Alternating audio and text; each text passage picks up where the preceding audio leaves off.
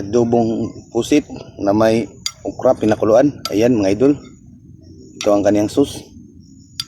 Medyo maitom pag ganito na luto adobo.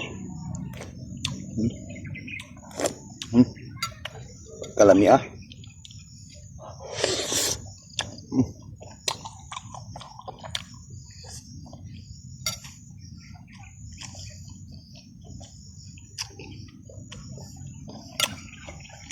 May kamatis.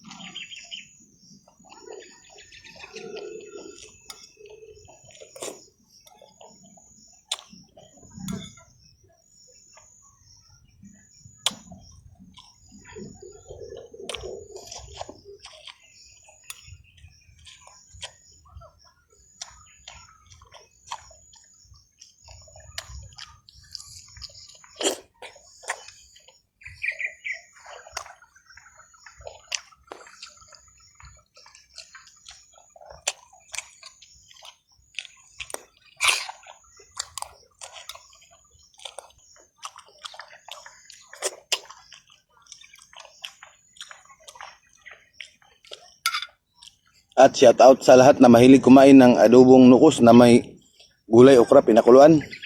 Kain tayo ulit mga idol.